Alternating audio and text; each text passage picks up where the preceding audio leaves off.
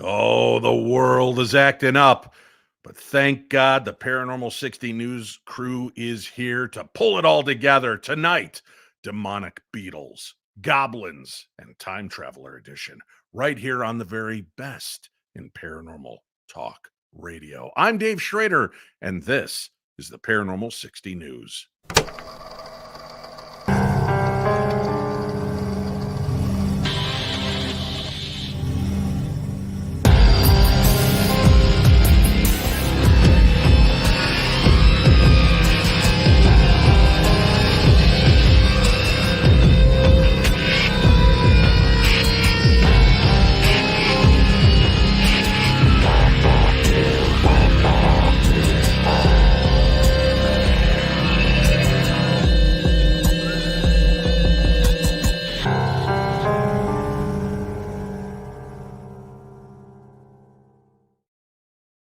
It is the Paranormal 60 News. I am your host and anchor, Dave Schrader. Joining me, ladies and gentlemen, the paranormal detective. It is our first new news night. We have switched from live Fridays to live Wednesdays because we wanted to adjust because summer's here and the time is right for dancing in the street. And I know two of our cohorts love to go to concerts and they're never available on Fridays. So I quickly moved the show to today. Going forward, Mondays, Wednesdays, live. Boom. And of course, our first show, Marty and Chachi are off at a Tom Jones concert on Wednesday.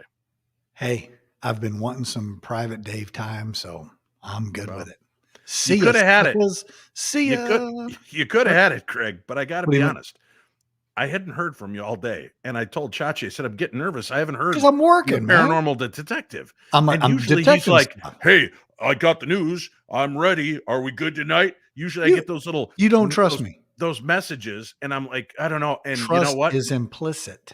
I know. Trust is implicit. That's why the guy I trust gave up Tom Jones to join us. Ladies and gentlemen, Chachi's here. I'm here, buddy.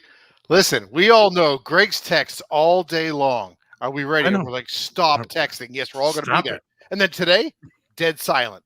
Nothing. So it was like, do I go to the concert or do I back up Dave? That's an easy one. Dave takes care of me.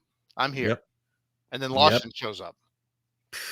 Anyway, no, it's good to have both of you here. That's what I meant. The Colonel is out enjoying Tom Jones. And funny, after Friday's show, Marty goes, Dave, I'm sorry, man. I know we moved this so that we're not interfering, but I'm going to a concert on Wednesday. And Chachi goes, who are you going to see? Tom Jones. We have this great conversation after Greg signed off to deal with his wife for their anniversary. And Chachi's like, man, I'd love to see Tom Jones. I'm like, just go see it. Get it over with, for God's sakes. And he got his ticket and bailed on it to be here for you, Greg, because he loves you. He wanted to support you in case you couldn't be here. He wanted to... Toss that money out the window, Greg. And I fixed myself a tall one with 2 craft balls of ice. Really? Yeah. Craft balls. I got a little root beer, a little dad's root beer, and craft ball and some Fireball. Ah. The real Fireball or the little plastic ones? No, the real gigantic bottle of Fireball. There you go. Eric sent me an entire case. They're aged. They're delicious. Aged Fireball. Oh, yeah. Got to be a good 8 minutes, right? Yeah, they're, I think, 18 months old now. They taste like ginger at this point. Let's get started. It's a weird world full of news this week, and you got to stay tuned to find out why we're calling the Beatles demonic, but it's a story worth listening to. We'll cover that in a bit. But Greg, Paranormal Detective. Yes. The guy who shows the guy up that's been ready that to he's not going to do this. Yeah, he's ready to do the show all day long. What have we got going on? What's I don't know. I just opened this up.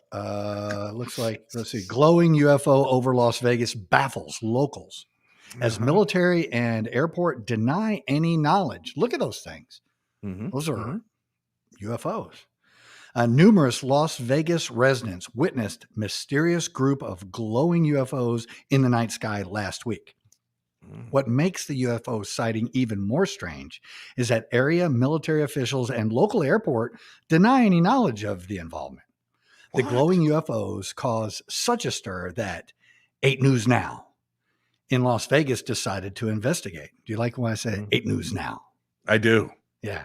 As they point out, strange lights in the sky above or around Las Vegas can usually be attributed to things like parachute flares or military or aviation training. After all, Nellis Air Force Base is close by, Creech Air Force Base is close by, Harry Reid International Airport are all located within and around Sin City. However, when the station reached out to Nellis Air Force Base, a spokesperson there said there was no training conducted over the valley that night. Spokesperson for Harry Reid International Airport also was unaware of any activity that would produce strange illuminations in the night sky. The witnesses shot video of the glowing UFOs from his backyard, believes that the lights were located over the Strip and over old downtown area. I've seen tourist helicopters flying around the Strip before, but this was much bigger and brighter, he said. In there, it looks like a plane might be coming in to land at the airport. It was weird. The light hung out for about 5 minutes, and then they were gone. Following the initial report by 8 News Now, hundreds of locals tried to offer an explanation. Some responses described the lights as suspended over the Strip. Others said that they were farther north and west, even referencing Area 51. Like Bill, many said that they saw the lights hovering around 9 p.m. and then, in an instant, they were gone. So far, speculation about the UFOs is just that, speculation, as no explanation has yet been confirmed to 8 News Now. We've got a clip. Let's take a look at that real quick. Is it a bird? Is it a plane? Is it a UFO? We can't figure it out. A viewer reaching out saw these large bright lights in the skies over the Strip in downtown. He says they're bigger than the helicopters we see circling many times. And we just heard back from Nellis. They say not involved in this. So if you think you... So interesting, right? Now, I checked in with the Pentagon. They said over the weekend, the Pentagon, they confirmed 3 F-22 fighter jets were scrambled to intercept a UFO over Hawaii. Thankfully, this wasn't that particular sighting. So, your sources suck. What does that have to do with Vegas? I was trying to connect the dots on that one. I thought it was me for a second. Fresh off the presses, I've got to let you guys know that I called my connections, and they had this to say. Bigfoot's a vegetarian. I don't know what that has to do with UFOs, but it's still an interesting story. Are you a baseball announcer or something? It's not a plane. It's underdog. Not bird, nor plane, nor even frog. Donna says the aliens knew that several paranormal teams were in town last week. There's that. Now, it's interesting because what does baffle me about this sighting, about these lights, is there are so many helicopter tours that take place over Vegas. I'm surprised there was nothing in the air that went to go look at these things. What time was it? 9 o'clock at night, they said? 9 p.m. Yeah. Because there's nighttime helicopter. Oh, big time. They're all over the place. Yeah. Which is weird because you think post 9/11, you would not want helicopters, you know? Maybe I'm wrong. What'd your friend of the Pentagon say, Greg? He said 8 News Now. 8 News Now. Hashtag. All right. No, I don't know. Yeah, sorry I asked. Exactly.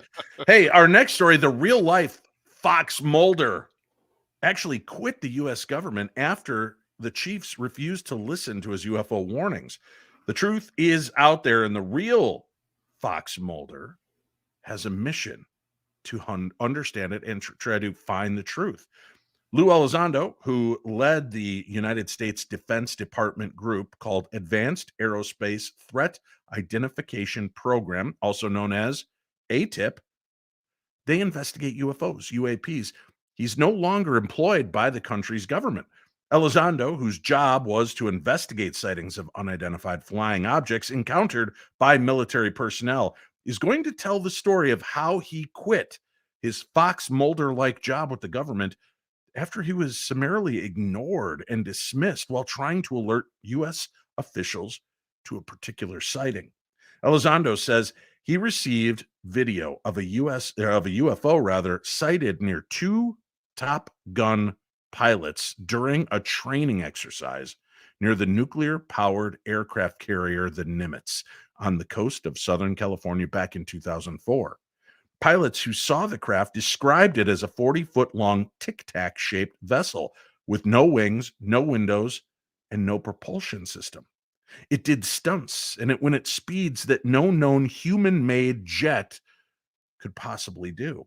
According to Elizondo, he contacted the Secretary of Defense about the incident multiple times while just being ignored. That led him to resign from his position in the government. Elizondo, who appeared on the National Geographic series UFOs Investigating the Unknown, which debuted this past Tuesday, said, sometimes if you want to help the system, you have to leave the system to do it. When you hear the term UFO, I think a lot of people think of little green men. In reality, what we're talking about are real objects that are being encountered over controlled U.S. airspace. In some cases, very sensitive locations, performing in ways that, frankly, we cannot understand, he added. These pilots are not only trained observers, but they are some of the best aircraft pilots on the planet, operating some of the most sophisticated weapon systems also on the planet. Elizondo was disappointed that the pilots' encounters just weren't taken seriously. When they are telling you that they have encountered something that they cannot describe, that impacts our national security and our ability to respond to perceived threat. We have to take their testimony seriously, he said. Now, according to Elizondo, the pilot said crafts drove at speeds that human-made crafts cannot achieve. He said he briefed leaders in the U.S. government, but the information never got to the defense chief. It's kind of a code of ethic with us in the government, Elizondo said. If you can't fix a problem internally, you leave, which is ultimately what I had to do. Now, there are a few statements in there that make me very uncomfortable as an American citizen. So my government officials, whose job it is to take up for us, the citizens of the United States, the unofficial word around town is, hey, if you try to fix something and it doesn't work, quit.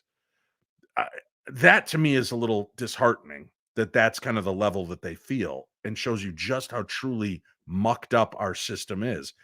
But also the fact that here you've got a guy, right? And a lot of people have questioned Lou Elizondo.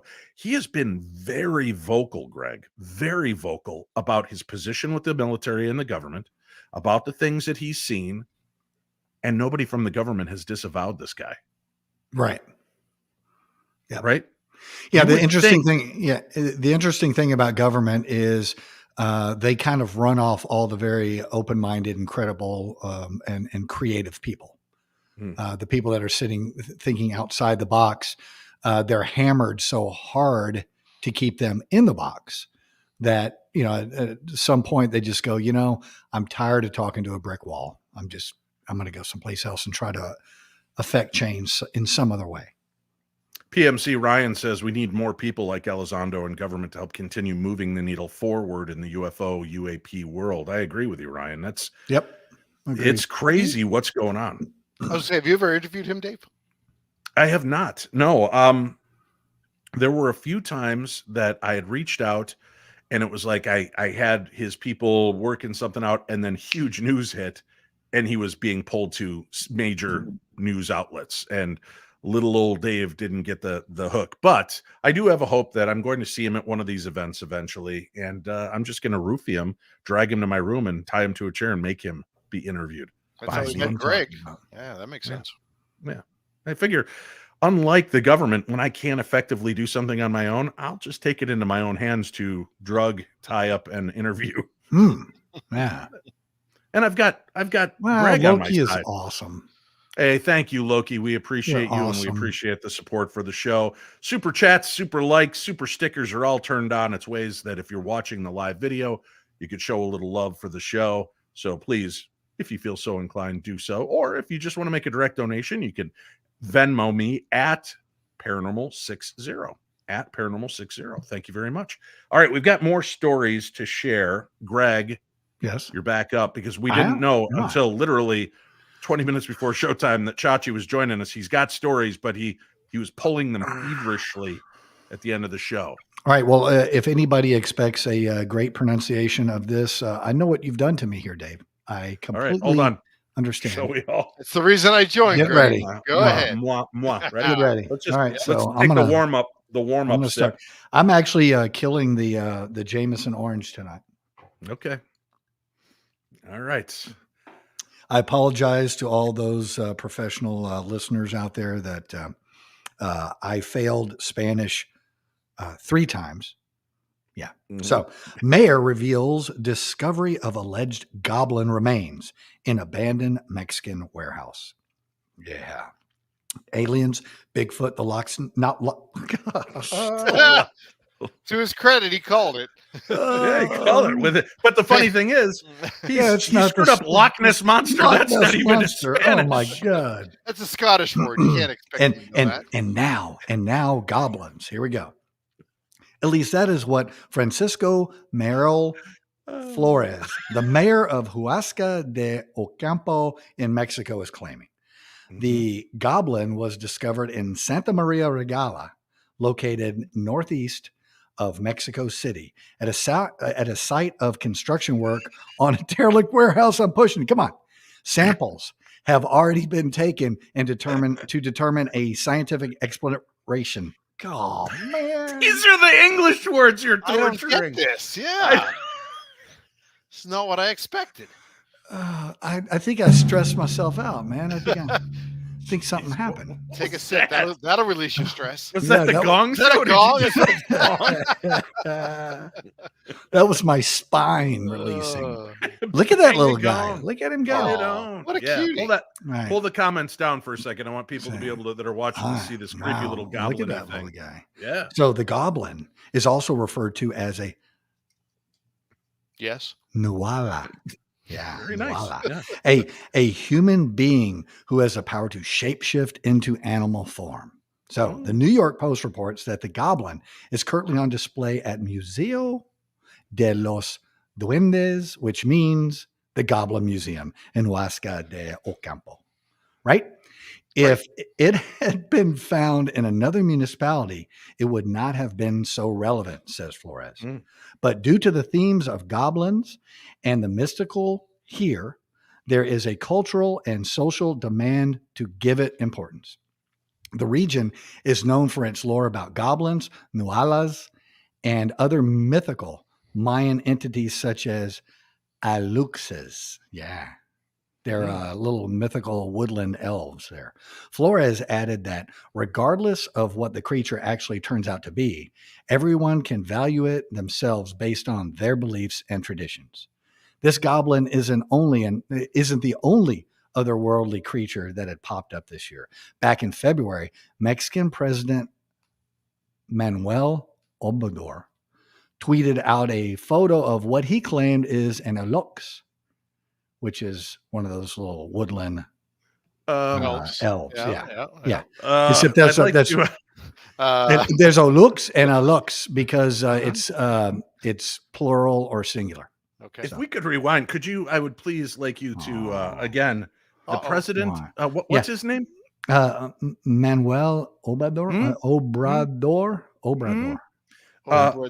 President. I'm not doing the whole President thing. Andres Manuel Lopez Obrador. He left out the two easiest part, Andres and Lopez.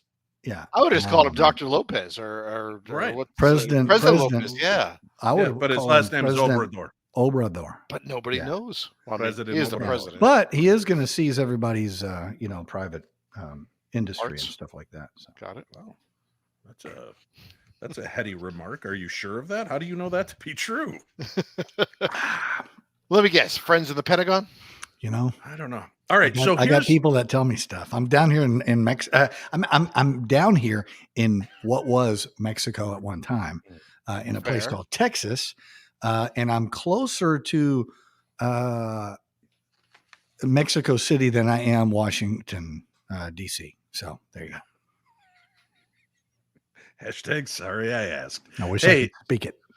Here's the thing that confuses me about this, right? Or maybe it doesn't confuse me. First of all, the images are creepy. Whatever that thing is, it looks half human, half rat-like. I don't know what we're looking at. That thing is bizarre. It's called a goblin, Dave.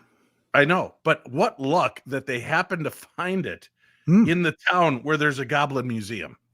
There you go. Could it have escaped You know? from the museum? Maybe it got out. Somebody it didn't. I don't know. It got some bad Buckies. Not Who's possible. to say? There is no Not such possible. Oh, There's it's no such possible. I can confirm it's possible. Yeah, we do need to plan a trip to the old Goblin Museum. Weird stuff. Very strange. Listen, June is just a month away, and I have it on good authority that 2 of the 3 correspondents might be visiting Minnesota for business. Wow. Greg, you didn't Yeah. tell me you're going up there. Yeah. Nobody Greg- told me anybody was going up there. So Greg and his sock puppet Luigi, or as he calls them, Luai guy, because you know. Spanish. We'll try to find dates here, Greg. And if you want to come on out, maybe all of us can meet up great. at someplace local here and do a live show from like a bar or something. Have a little fun. Could we do an out of sequence show like on a Saturday night, maybe? Mm-hmm. SATURDAY night. We'll figure something out. I'll see what I can arrange. We'll have a little would fun. love that. Let's do it. That'd be kind of cool. Do you know any friends at a distillery? That would be pretty awesome. No, but you know what? I could put a call in. What's that? This Surly is here in Minnesota. And Surly does like darkness beer and does that run in Halloween, October that's massive around the world. Cool stuff. Just something to consider. Sounds If fruity. any of our listeners happen to own a distillery in the Minnesota area, would be happy to come out. Chachi just wants you to run the spigot right up to him. So you can just take a pull off it during the show. The entire 2023 run, we would do. I am off tomorrow. I'm off to Joliet, Illinois, for the Joliet prison event that I'm doing with Shane Pittman.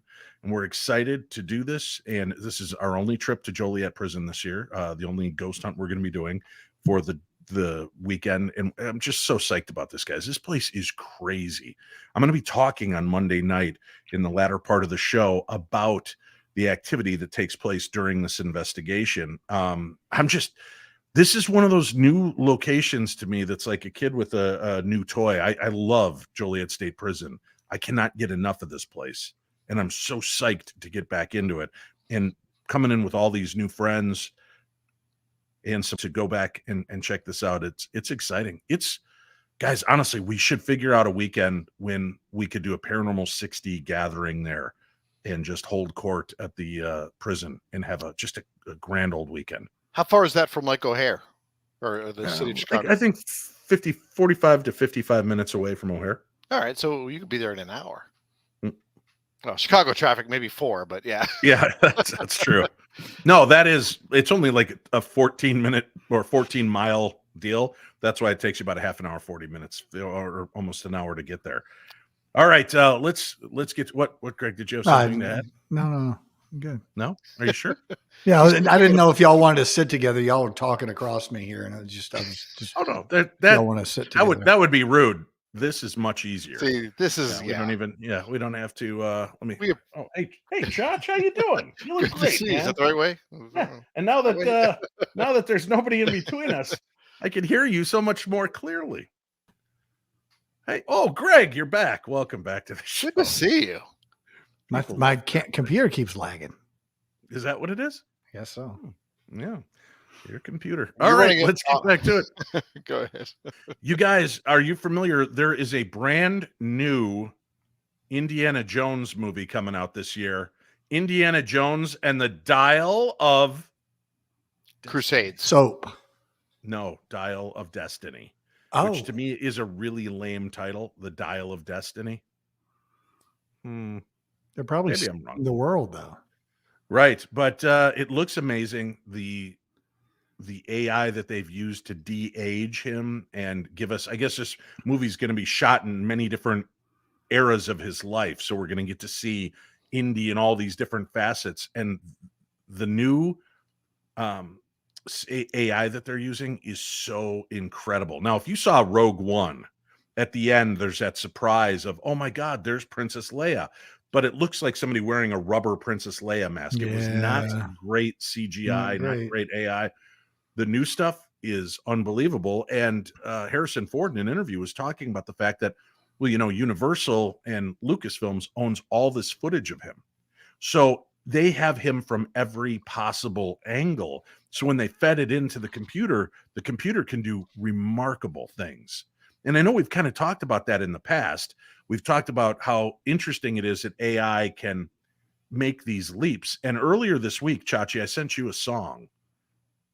This guy did an AI. He took Paul McCartney, fed Paul McCartney into this, and then launched it as what is it? My Life by Billy Joel.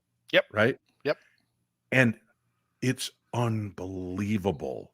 You're listening to Paul McCartney sing My Life. So spot on. And I sat back and I thought, all right, now look, there's a legend who's still with us, who's still viable, is an amazing songwriter and lyricist, but he may not be putting out new music because the vocal cords just aren't there. They're just not. He's still touring from time to time, but the magic of McCartney's gone. But I would not be opposed to him writing new things and releasing music using an AI voice. What do you guys think about that? If the musician is still alive, is that something that you would get behind? Or the artist, the actor, God forbid, Jamie Foxx is in a bad place right now. He was in the midst of filming a movie.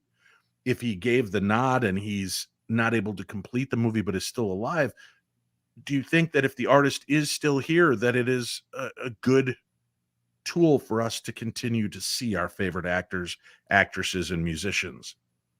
I'm going to let Greg go first because he is someone who plays music and sings. So, Greg, what do you think? Would you be okay if they did that to you? Yeah. While I'm still, I should say me. If Jamie, coherent thought here. Jamie Foxx, or whoever, I think it's an amazing tool, and I believe that the way that people are today, in 20 years and 30 years, I don't know whether live performance is going to be a live performance or not. They don't care. They don't seem to care about the talent. They care about the result of whatever it is. So however you get that result is what they're going for. You can look at it. So I work a lot of security at like clubs and I mean, not clubs, but concerts. And you go to a rap concert and there's one person up there and it's a karaoke, the stereo is playing and oh man. No, I'm with you. You're right. And isn't that, they just had trouble with Motley Crue. Wasn't it one of the band members is suing them now because they fired him because he didn't want to just go up and pretend to play guitar? Yeah. Right. Yeah. Mick Mars, I think it was.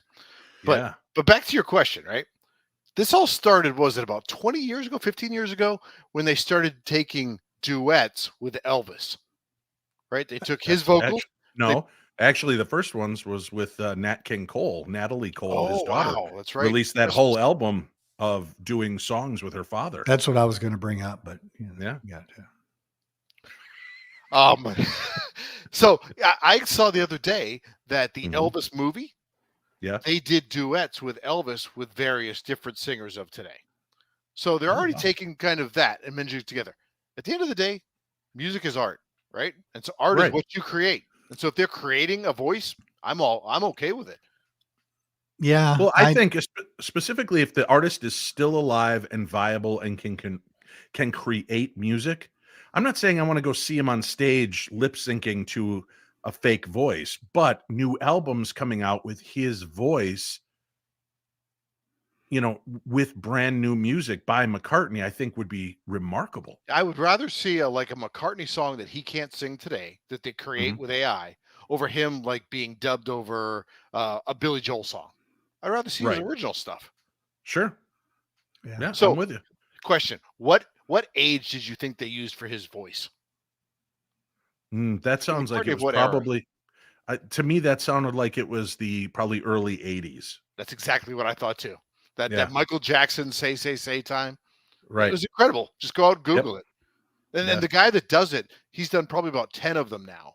With McCartney, he did. I think he did.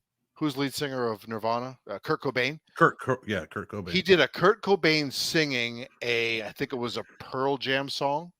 I mean, he's taken all these other people that had short careers, either they passed or just are no longer with us, which I guess would mean they passed. But he's made all these other songs, and if you look at the very first ones he did on the timeline, the AI is getting exponentially better, exponentially faster. Like things that he did 6 months ago aren't as good as what he's doing today. I think too that he's settled into finding the right voice match, right? Like taking Billy Joel, who has kind of mapped himself after the Beatles, in some of that way, his voice, it would be like, okay, if we're gonna AI a face over mine, AI Sammy Davis Jr. is not gonna look natural on me. AI Bruce Willis might be closer to, I could see the blend there, right? You could have that. So I think the thing is, if we're going to do that, we're going to have to find musicians with like voices that could spawn the AI. But like you said, I don't want to hear McCartney do a bunch of covers, but if he's writing new music that he'll never record or we'll never hear because his voice is not up to par, I would love to see them run it through the AI and hear brand new music and see what it would have sounded like. That anthology album the Beatles released, the couple of songs that they released were so pathetic because it was horrible recorded versions on a cassette. But if you took the known voices of John Lennon, fed it through with those words, how much clearer and better would those sound now? Sure. I was talking to Jeff Belanger the other day, and he was talking about a friend that does music, and he does it online, and he sells his stuff on a website. He does like commercials and those sorts of things. That company got bought out by an AI company and sold all the stuff and done. So all these musicians out there that are creating things, well, now it's going to be guys sitting at computers writing code and sing in the style of Bruce Springsteen, a jingle about dial soap. Amazing. Right? Oh my God, that's amazing. And I don't get it. Now, the other thing that I found really terrifying about AI, and it's not in this week's stories, but I wanted to touch on that talking about the music. But Greg, I saw this news story that was terrifying to me. This woman received a phone call from her daughter. And the daughter's screaming and crying, "Mom, help me, please. They're hurting me. They're hurting me." Undeniably, her daughter's voice. Yep. And then a guy's voice is heard, "Give me the phone." And he takes the phone and he goes, "I have your daughter. And we're going to do horrific things unless we want $1 million. She's like, "I don't have $1 million. So they talk in the background. And the whole time you're hearing the woman scream, "Mommy, please, mom, please. They're horrible." And the mom's fear and terror. And the guy is like, "Fine, we want $50,000 in an hour. And this is where it needs to be. This is how it needs to get done." And this woman's in this just shock and awe when she hears her daughter upstairs and realizes her daughter's not out. What they've done, all these videos that people are putting up online, all these voices, they can go in and take the voice from Dave Schrader on the Paranormal 60, run it through these AI platforms, and then start prank calling you, making threats. Or I could be like, "Chachi, I'm in a lot of trouble, man. I borrowed some money from these guys. They're going to break my legs if I don't. Please, I need you to wire me money. Put it to this account." And you're like, "Oh, geez, Dave. All right. Or hold on. Let me get the information." Catch him at about 11:30. Yeah. You get all kinds I'm not aching at all. Click. I don't know a Dave Schrader. He did Shaper.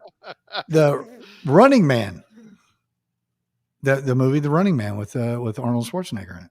Yeah. Remember, he's in the helicopter. That's how they got him in trouble, is the government, made it look like he was the one flying the helicopter and made it sound like he was the one that was, went crazy and shot everybody when it wasn't. And that's the thing that, law enforcement is going to end up having to deal with, is what's true and what's not.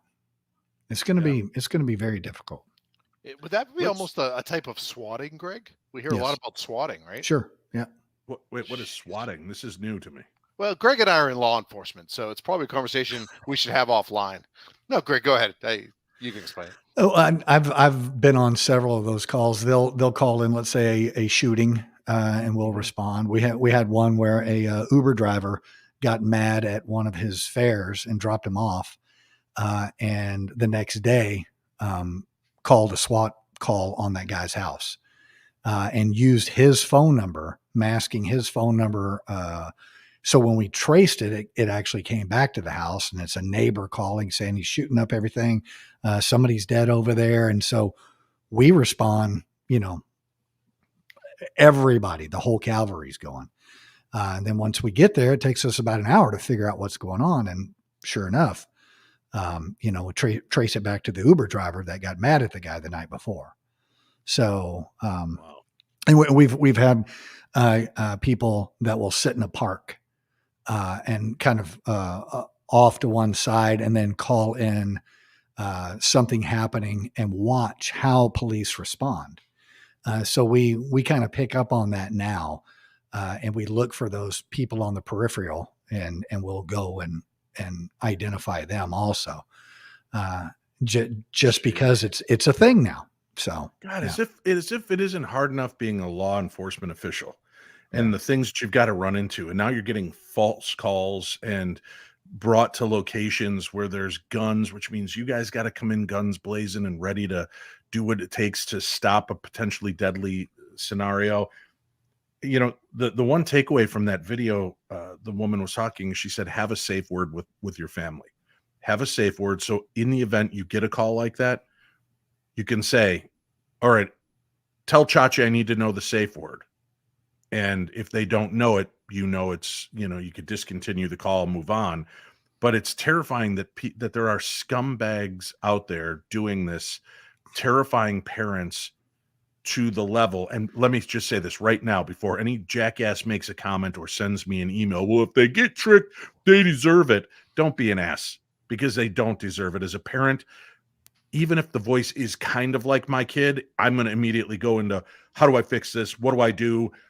Hearing this terror in their voice, you're going to want to help. So don't play people are so dumb and gullible and they'll fall for anything. That just tells me you don't have children, right? Because if my kid calls, if I get a call and they're telling me that my kid's being held or tortured and I hear that voice, all I want to do is, how do I end this? How do I get you your money? What can we do? So my recommendation is, since it's just the three of us right now, nobody's listening. Right. Let's agree on a safe word that the three of us will use if that happens. If that happens. Hablublica. I can't remember that. It's a common spelling, dude. It's a common spelling. This is the guy that screwed up Loch Ness. Lopez. Yeah, we skipped that. Okay. I will tell you a safe word for the bedroom. Private time. Yeah. Yep. Do not use butternut squatch, because with the ball gag in, it sounds like better not stop. Hey, let's talk quickly about this. Greg Lawson has a new book you can order. Zom Fu Do, The Way of the Undead Man. The deadliest form is the dead form.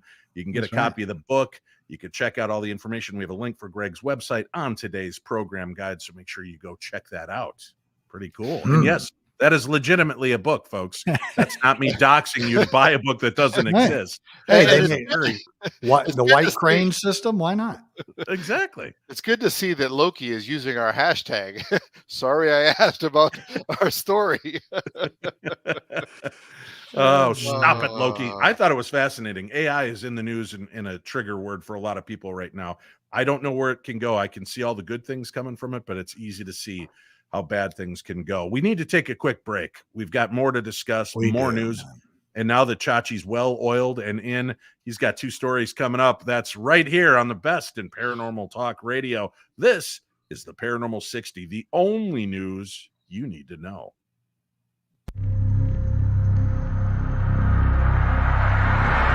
Haunted Magazine is a publication dedicated to all things paranormal and spooky. Each issue features articles, interviews, and stories about ghosts, hauntings, and other unexplained phenomena. The magazine also covers topics such as cryptozoology, UFOs, and other aspects of the supernatural. Expect to find in-depth investigations of haunted locations, first-hand accounts of ghostly encounters, and reports of paranormal events and attractions. The magazine also includes features on the latest ghost hunting technology and techniques, as well as tips for those looking to search the supernatural on their own. Issue 37, The Frights of Spring, will be in stores from March 6th. So remember, don't be normal. Be paranormal, and order your copy today.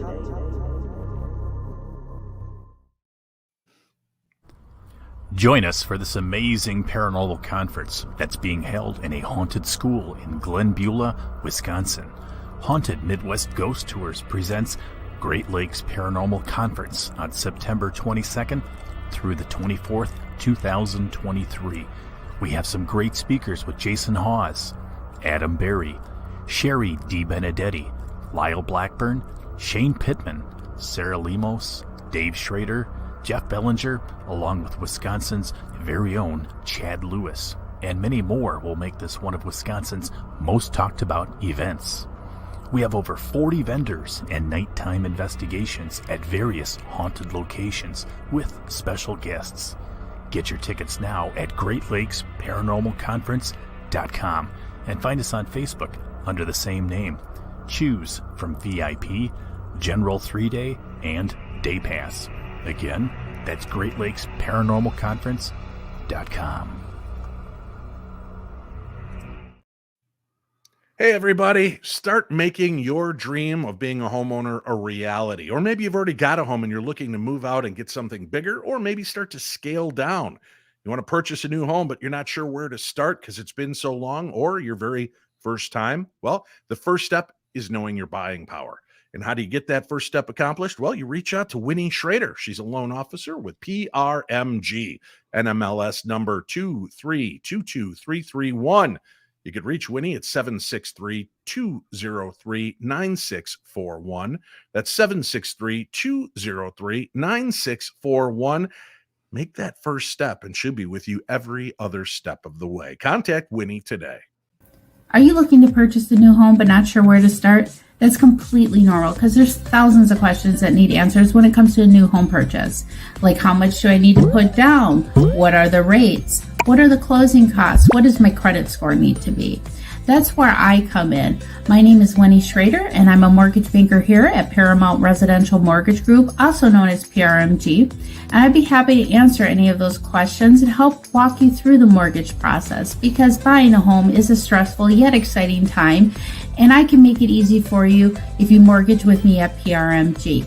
My number is 763-203-9641, or you can email me at wschrader@prmg.net. I'd be happy to work with you and answer any questions you have and just get you to that closing table so that way you can turn that key and walk into your new home. Thank you so much.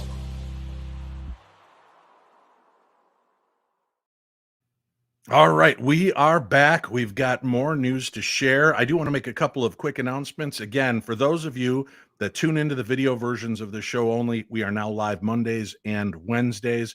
For those of you that listen to the podcast, we've got a full plate of great paranormal programming now right here. Let me go ahead and give you a little taste of what you can expect when you tune into this amazing network. Every Monday, you'll be met with New England legends and hearing some of the most fascinating, historic, and haunted, crazy stories from our buddy Jeff Belanger and Ray Auger.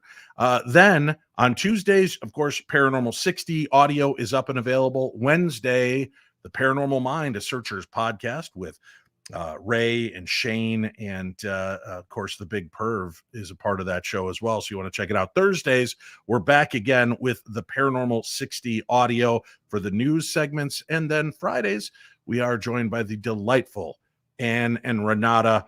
True Hauntings is brand new on the program, and it starts up on Friday. So make sure you check them out, tune in, listen to the shows. We've got a great lineup for you every week. You don't have to listen to every program. You could certainly pick and choose as you go along. But I wanted to give you something. I get so many people that have been like, man, I've been looking for great shows. I'm so happy I found the Paranormal 60. Dave, what else do you recommend? Here you go. They're all recommended, and they're available for you easier than ever before. All right, guys, let's get back into this. This is an interesting story. I started to talk about it earlier and jumped the shark with the whole Dial of Destiny. There is mysterious new markings that have appeared on the UK's ancient stone of destiny. I don't know if you've heard about this. Yeah, it's pretty interesting. Nope.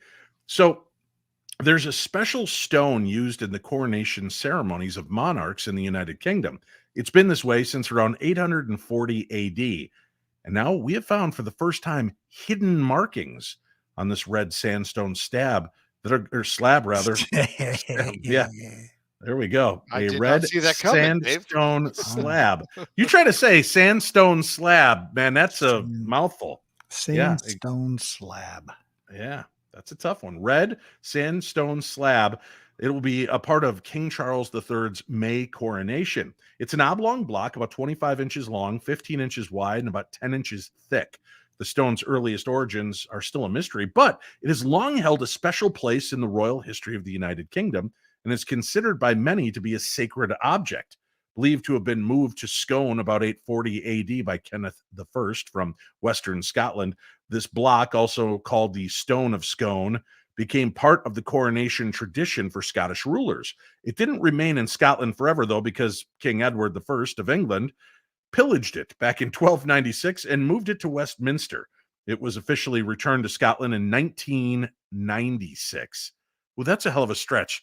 1296 it was stolen, replaced in 1996, 700 years later. Man, imagine the return fees on that. With some theft now a part of its history, and it's currently housed in Edinburgh Castle. It remains part of the United Kingdom's coronation tradition. However, Scotland has agreed to allow it to be used as part of the coronation chair in Westminster Abbey on May 6th. Due to the remaining ambiguity in the Stone of Destiny's very early history, the Historic Environment Scotland has renewed its investigation into the red slab ahead of the royal big event. Using a newly created 3D model, researchers now have access to fresh angles and details showing off what appear to be never-before-seen markings that appear on the stone's surface for the first time. It's very interesting to discover new information about an object and something as unique and important to Scotland's history as the Stone of Destiny. That's according to Ewan Hislop, head of research and climate change at Historic Environmental Scotland. And that's what it says in the news release. The high level of detail we've been able to capture through the digital imaging has enabled us to re-examine the tooling marks on the surface of the stone, which has helped confirm that the stone has been roughly worked by more than one stonemason with a number of different tools, as we previously thought. But those new markings, though, the ones that they just found, we don't know what they're about. The discovery of previously unrecorded markings is also significant. And while at this point we're unable to say for certain what their purpose or meaning might be, Hislop says they offer an exciting opportunity for further areas of study.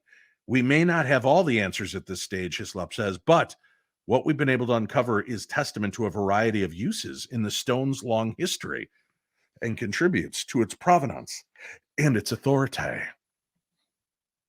A stone of destiny. Beatles and Stones.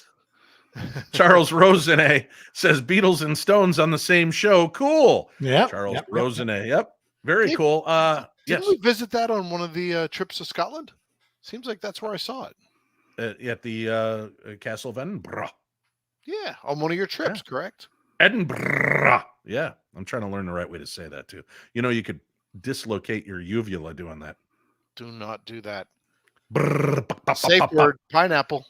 Pineapple. Right. No, everybody uses pineapple as a safe word. Is that right? That's not safe at all. Yeah, all right. My uvula's all jacked up. Hey, Greg. Hey, buddy. Let's get into your next story. This is this was interesting. Thanks for sending this over to me. It really got me thinking. Yeah, you think? You think it did? All right. So here we go. All right. Y'all know what's coming. Okay. Tell us. Nicolas Cage shares his thoughts. No. What? No. Oh, man. Man, you're trying to skip the other story? That's a good story, though. He shared that. It's numbered for you, number 5. All right. So 1937 painting shows Native American holding an iPhone. Look at him there. What's he doing? How do they know that's not a droid? Well, that's a good point. Nobody owns droids today. The painting, Mr. Pinchon and the Settling of Springfield, was painted by Umberto Romano in 1937 and has not been altered since then. The imagery portrays English settler William Pinchon negotiating with settler. I always have problems with settler. English settler. Yep. I'll do it like nuclear. Settler.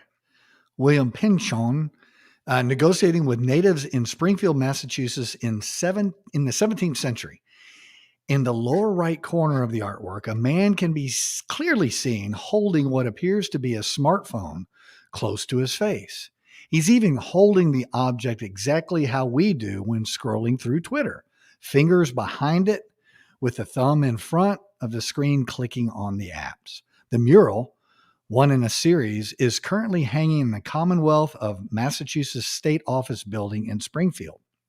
Unfortunately, the Italian artist Romero passed away in 1982, long before anyone had ever heard of iPhones, which means we cannot simply ask him what the Native American is supposed to be holding. That does look like he's holding a cell phone, doesn't it? It's a cell phone. Yeah, just checking his stocks. That's what Day Trooper G says. I like that. Now, here's the thing. I got to be honest with you. Maybe it's that guy looks like a Pinchon, doesn't he? Yeah, look at that fancy outfit. Yeah, he's kind of got the apple bottom jeans, boots with the fur. Yeah. The whole place was looking at her. I want to know where that extra arm came from behind the guy, though. It's odd, right? Right. It's like there. Flipped weird angle. And there's naked women in this picture. Nobody's talking about that, but they want to know about the iPhone.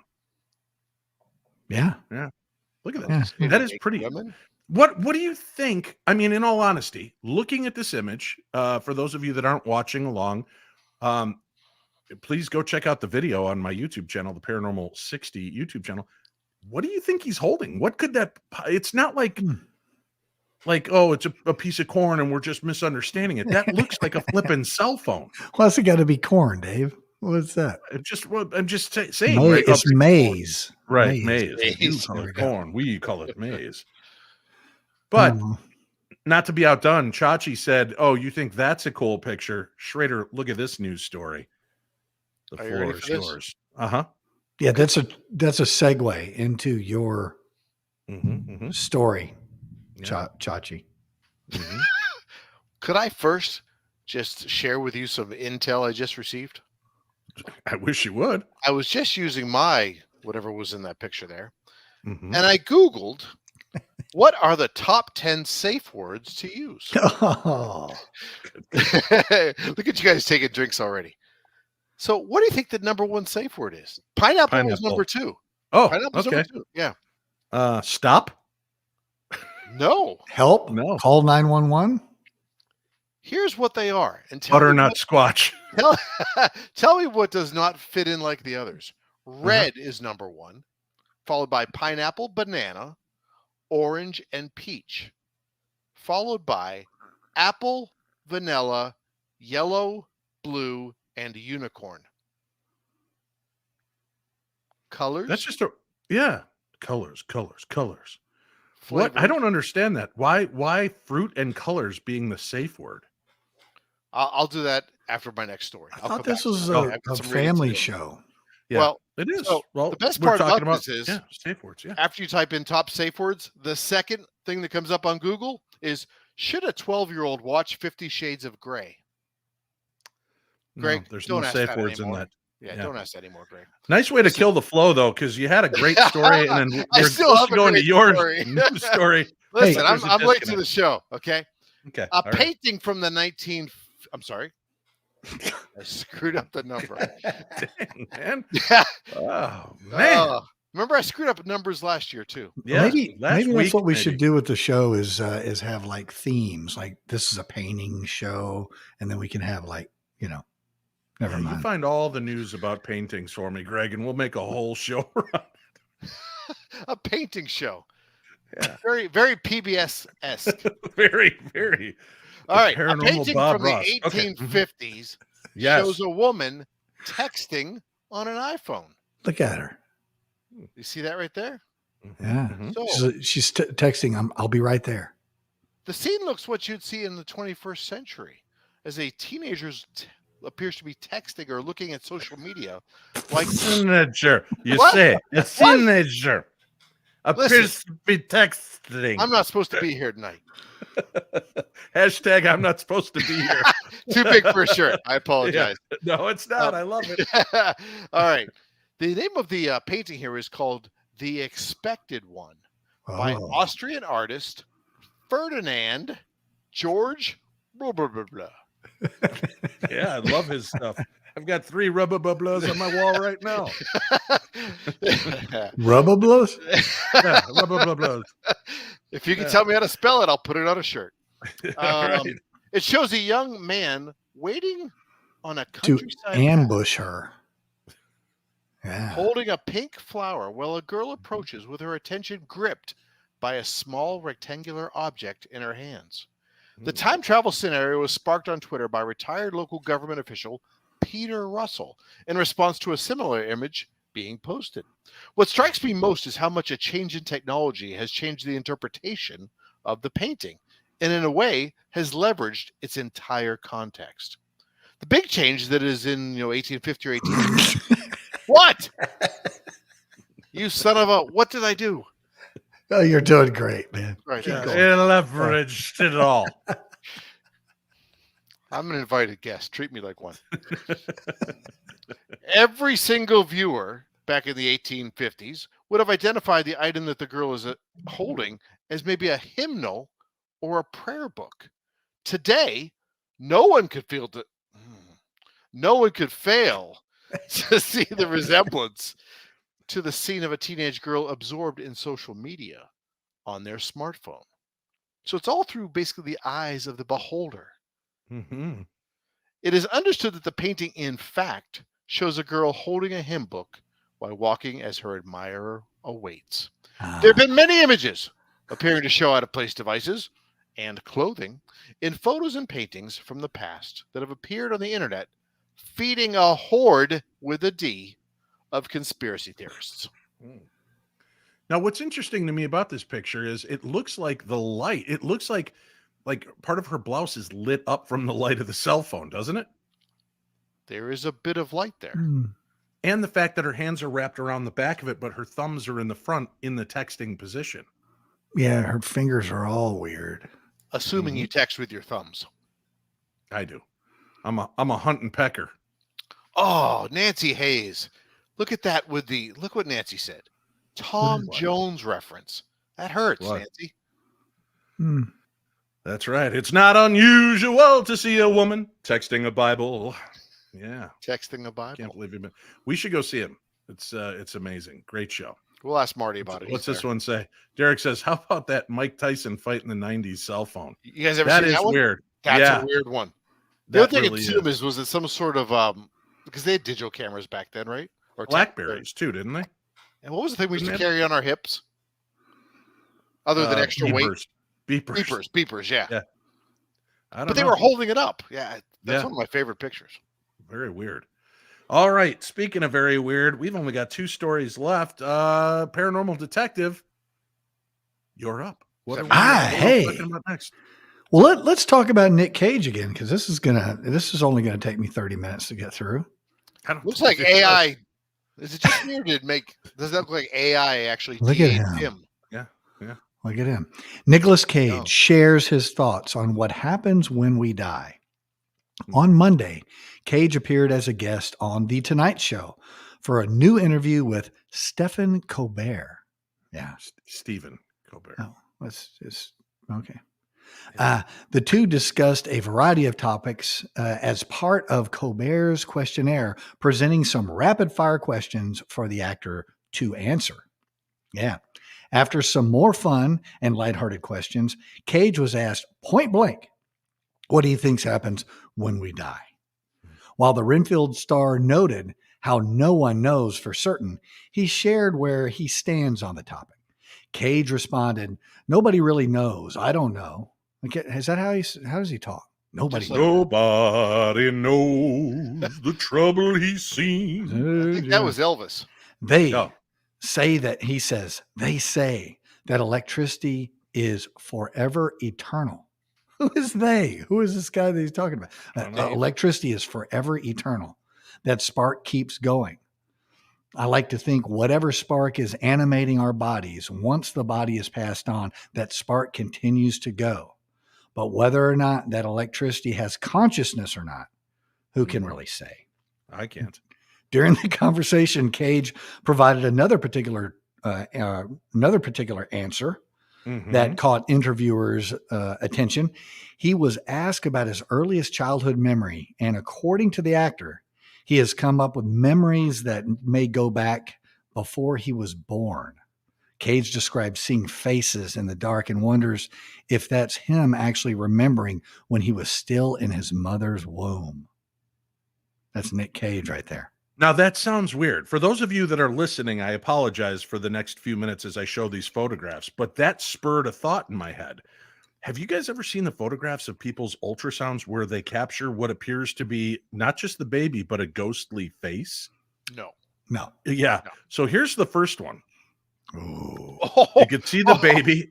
And tell me that doesn't look like... He's looking at the baby. Yes, that is bonkers. Wow. Right? What an amazing image. Yeah, it's got like a horn. It's got breastises. Is that It nose? looks like Clearly a nose. I think The those are nose, the mouth. breasticles. Breasticles, right? Yeah. So not to be outdone, Pineapple. here's another one. Look at that thing. Oh, that It was looks the like worst. it's pushing the uterus over, Right. looking in. It's like the Pazuzu face. Oh my God. What the flippin' flip from Flip Town is that? Wow. Is this like a thing? Like this happens frequently? Yes. Yeah. There are pictures that have popped up. Just go look up you got to be careful what you look up on the internet. Hold on. Most of it all I'm gonna ends get up you to on porn. Yeah. Yeah, but you My look mom up, locks my phone down. she does just type in the safe word is pineapple. Pineapple. I'll let you back in. Yeah. Oh. Yeah, he says, I know this sounds really far out, but I don't know if it's real or not. But sometimes I think I can go all the way back to in utero. And I feel like I could see faces in the dark or something. I know that sounds powerfully abstract, but that somehow is like maybe what happened. Cage explained. Yeah. Now that I'm more pictures, Stretch? Yeah. Do not Okay. Google. This story's not that long, Greg. I know that you're just making stuff I'm up. almost right there. I'm almost right there. Now that I'm no longer in utero, I would like to imagine it was perhaps vocal vibrations resonating through me at that stage. That's going way, way back. So I don't know. That comes to mind. Taking a moment to process that, Colbert responds, I buy it. I do. You're Nic Cage. Who am I to say that you don't remember being in utero? Back to you, Dave. Thank you, buddy. Great story. Great. Those images are bonkers. I'm going to just show them again. Look at that one. That's creepy. Like literally, I like thought the first was the bad. demon That's face is like worse. pushing the uterus over. Look Honey, at it. I'm home. I Oh want this my on a gosh. t-shirt. Look at that. Oh my God. And then this one, that is definitely, that looks Pazuzu? like That something, is Pazuzu. that, you know who it looks like? This one looks like something from the original Clash of the Titans. That's like right. A claymation thing in utero. Yeah. Creepy. And if you look, it almost Cyclops. looks like its arm is reaching down, touching the baby's head. Hello, baby. Hello, little baby. He's quite bonkers, no? Welcome Speaking of home, bonkers, baby. guys, I've been talking about the Paranormal 60 t-shirts. They're Long here. time. You got the Paranormal 60 logo on the front. Back one says, don't scare me, I poop easily. Back two says, words is hard, which we prove time and time again with the news. Or you could choose back three, Darkling. Back four has got Paranormal Talk Radio and the website on there. If you're interested in ordering t-shirts, we have them from small all the way up to, I believe, 5XL. Prices between $25 to $35, depending on size. Shipping only in the United States at this point.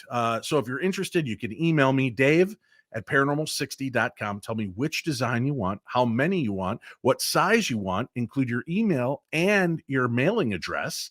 Again, that's your name, which design you want, which size you want, how many you want, and your email address and your mailing address, and we will send you out an invoice. Once you pay it, you could look as good as this. I don't know that anything could look as good as Danny Hine. Look at this. She's my agreed upon model for the t-shirt. So there's the Paranormal 60 front. That's what it looks like to be a Darkling in person, and not to be outdone. There's some more great pictures. So get yourself a t-shirt. Don't hesitate. Stop waiting. Go get one. Email me, dave@paranormal60.com. Oh, Chig just got his shirt on today. They're so soft and comfortable. All right, let's go. We've got one story left. Before I do that, one more look at that. That is That's so bizarre. That's really creepy. Wow. I mean, all right, Chach comes swinging from left field with a rock and roll story to take us out. The Demonic Beatles. All right. Let's go, man. Let's go. All right, my favorite band, the Beatles. Mm-hmm. Prince, quite an artist in his own right. Good-looking fellow. Look at him. Yeah. A member, or not a member, a resident of Minnesota, correct? He was, yeah. Well, he called the Beatles' posthumous song with John Lennon demonic. Which I find hard to believe coming from Prince.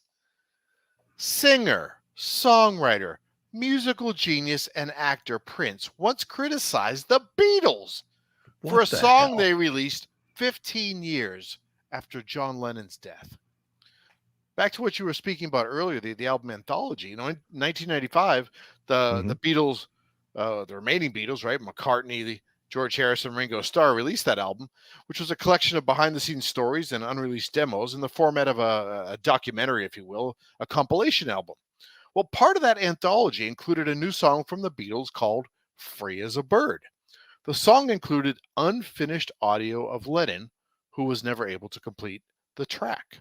McCartney, Harrison, and Starr came together to finish the song and clean up John's audio, so it sounded like the Beatles were still performing together from like they did 30 years before. And in an interview with Guitar World, Prince found the whole thing eerie and called it demonic. Prince may have been onto something, however. The guy is a freaking genius. Because McCartney said there were strange goings on while the Beatles were in the studio recording this. McCartney actually said that when listening to the ending of that song, it sounded to him like Lennon was calling them from the other side. This is the part that really got me. They were listening to the finished single in the studio one night, and they get to the end, and in the track, it goes, John Lennon. Clear as day. Now listen. Could you rewind that? I'd like to hear that again. It will sound the same rewinded as it was forward. Rewinded? Yeah, Rewind? Rewinded. He said, I swear to God, we were like, it's John. Yeah. Another weird occurrence happened when the Beatles stepped outside to take a photo. Of course, it's just the remaining Beatles. And there they are. One of the last known photos, I think, of all three of them together. A rare white peacock, seen here in the photograph just behind George to his right, entered the frame, and McCartney said he believed it was John making his presence known. That's his family crest, isn't it? I believe it was. Peacock? Yeah. Really? No kidding. That's crazy. So I'm looking. I'm always looking for interesting pictures, and I'm like, Beatles demonic, right? Yeah, good cover, guys. I'm looking up Beatles demonic, thinking somebody's going to have drawn like a picture of McCartney with horns or something. And I was really kind of disturbed to find this, an unaltered photograph. So looking up Beatles demonic, what is that all about? Whoa. And that's early Beatles too. Yeah. It's the mop tops. Oh my. Yeah. They're all holding crucifixes upside down. If you know what this picture is about, email me, dave@paranormal60.com. Fill me in. Let me know what that's all about. But that doesn't look, it's not a great picture. It's good enough. Maybe they were summoning. Oh, we got to stop sharing that. Yeah. Holy smokes. Pazuzu. Yeah, that's Holy crazy. smokes. I've said Pazuzu 3 times now. Oh, great. He's going to show up. Can we just real fast? A lot of people have been saying in the chat tonight. Do you think, if you could read the stories as well as you read the chat, man, would we be great? I'm thinking maybe going forward, right? I am just going to moderate the chat and let you guys read the stories. Moderate the chat. Right. We'll start when we're in Minnesota. But here's the thing. Mm-hmm. Because my daughter loves music, musician herself, and when she came across the McCartney is dead thing, right? Yes. Conspiracy theory, had a fantastic father-daughter discussion about it. And I'm seeing a lot of people quoting or asking tonight, do we really think McCartney died in that car accident? And Dave, you know, you and I have talked about the Beatles ad nauseum. We're both huge Beatles fans. We try to buy the stuff that they put out today even. Let's talk about that real fast. What do you think? I was introduced to it with the book Shout, and I read it, and all of a sudden I was like, wait, what? And I was a teenager, right? I was probably 12, 13. So my aunt had all the Beatles records. So I went down and pulled all the albums, and I started listening to the cuts and looking at all the imagery on the album covers. It was fascinating. I was totally in. You had me hook, line, and stinker. I couldn't believe it. And then as I got older, I actually talked to a couple of amazing guests through the time talking about, did McCartney fake his death?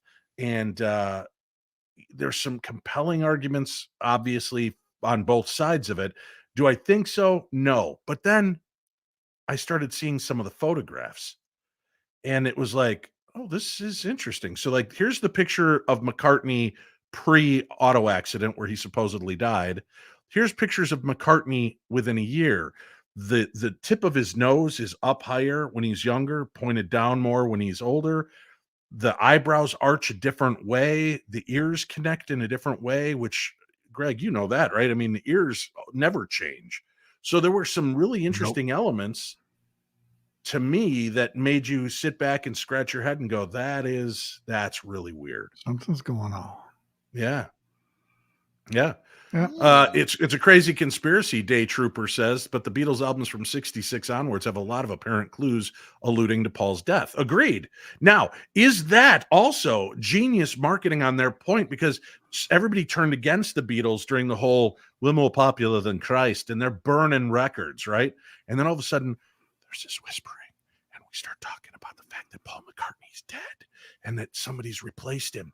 And it's blown up. It's completely crazy. And everybody goes back out and buys the albums again to start listening to the clues. That's a remarkable marketing.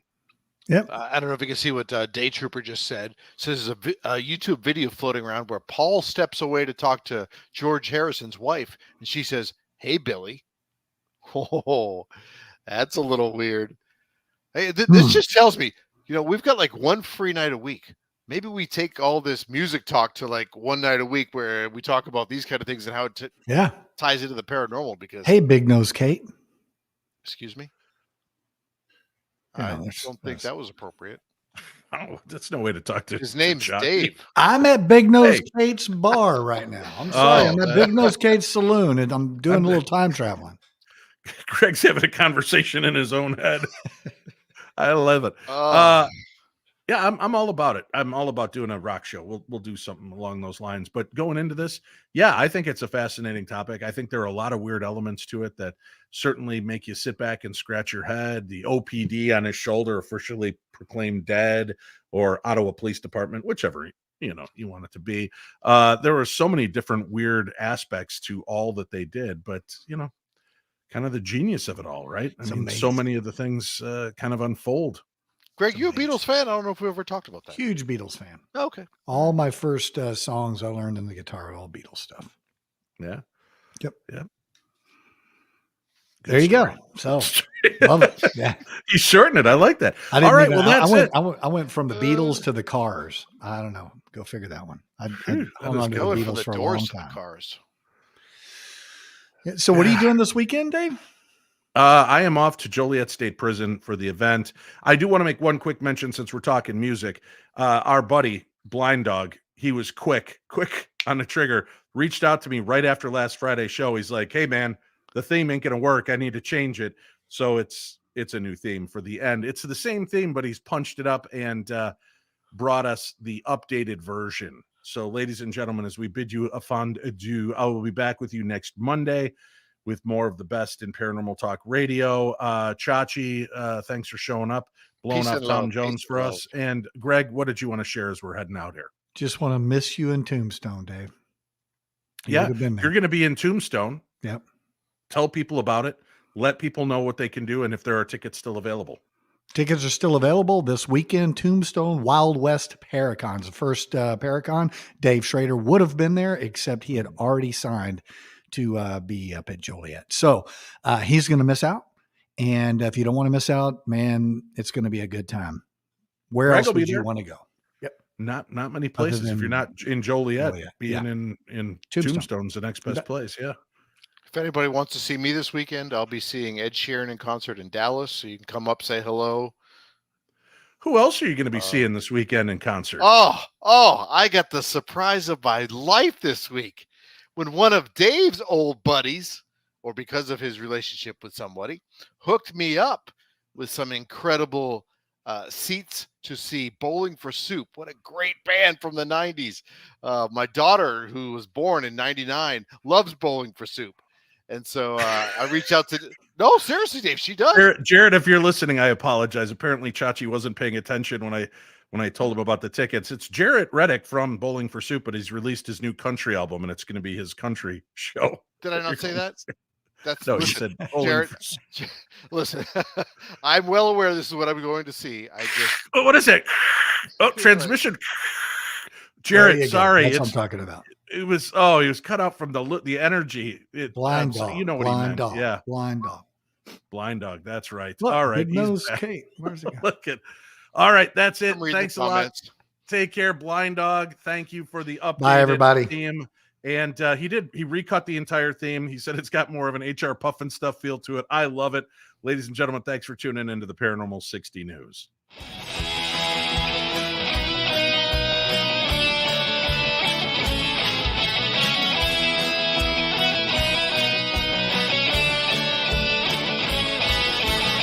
It's Wednesday night and I'm alone. The Paranormal 60's on. It's just for paranormal freaks like me, with poltergeist and ghosts and blues and UAVs. You miss a word, you do a shot. It starts to snowball and we laugh a lot. It's just like drinking with your TV friends. I'll be passed out before tonight's show ends, dreaming the aliens are taking me away. I won't wake up till sometime late on Saturday. It's Wednesday night and I'm alone. The Paranormal 60's on.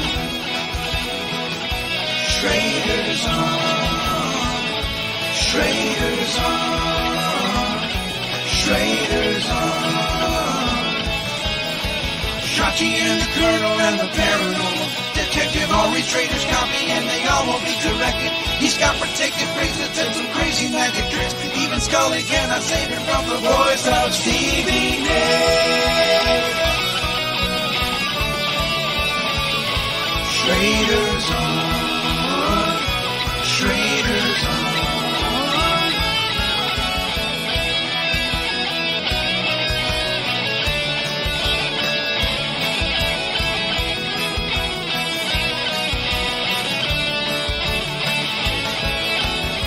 It's Wednesday night, don't be alone.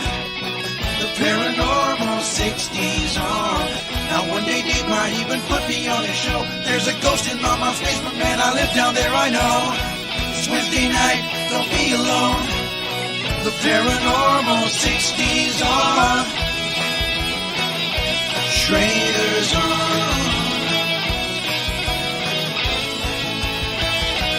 Words is hard.